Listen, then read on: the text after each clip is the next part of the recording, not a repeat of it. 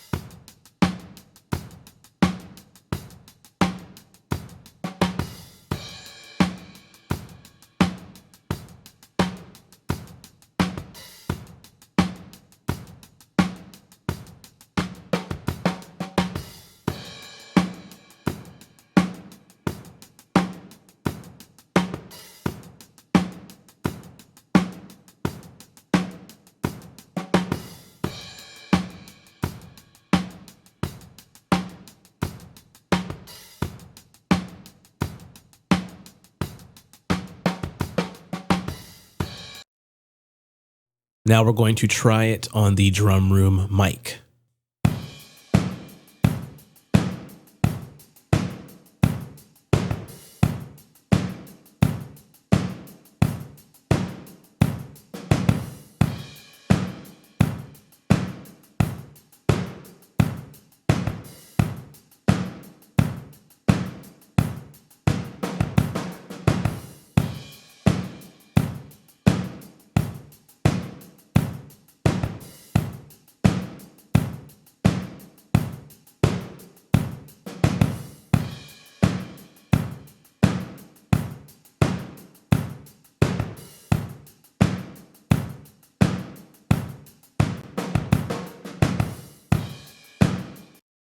Here it is on the bass.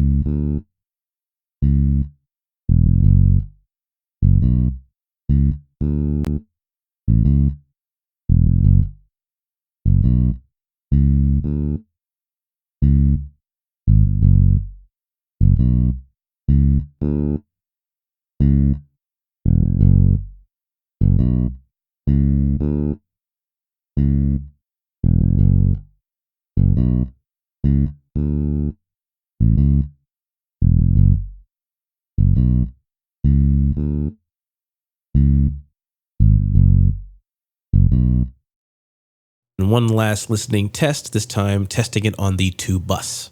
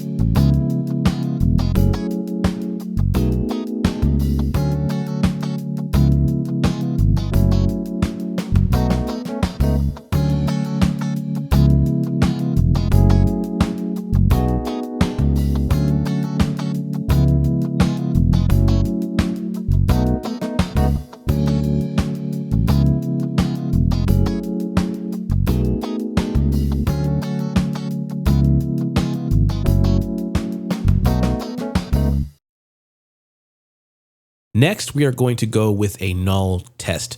What I have here is me running the audio through the plugin without turning any knobs or setting anything, just passing the audio through it. I did find that it was slightly louder, so I turned the mixer fader down 0.19 dB, which was the closest I could get for the null test. So let's listen to it and see what it does.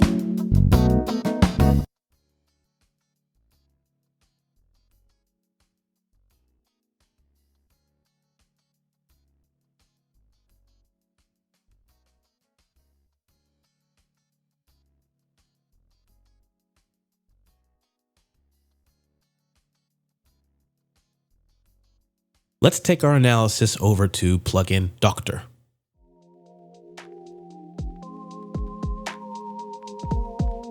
One of the first things about this EQ that I want to point out is that we have some of that analog style knob tolerance that some people really like and some people really don't, I being part of the latter. So keep that in mind when you are making your adjustments in this plugin.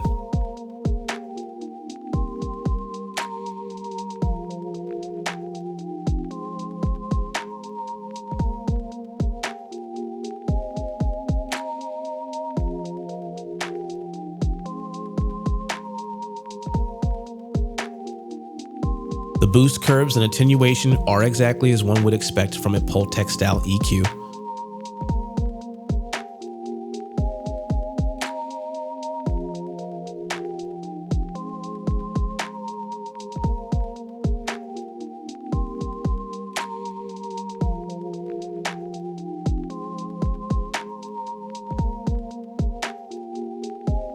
My personal favorite finding of this plugin was in the harmonic analysis, which really impressed me because lo and behold, no aliasing. And this plugin isn't being manually oversampled at all. I also did a sine sweep test to confirm what I'm seeing in plugin Doctor, and the spectrograph agrees.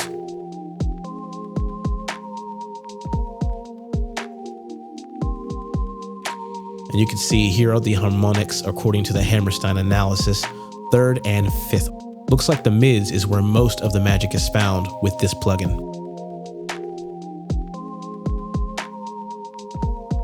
One thing that I noticed about this plugin, since this was my first time using it, was that to me it sounded colorful yet clean and smooth, and subtle in a good way.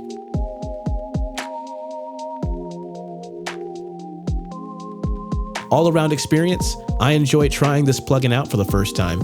Definitely will be something that I use in the future, though I am not personally a fan of the analog style knob tolerance. That's just me. But I hope this video was informative and entertaining. Until next time, happy mixing.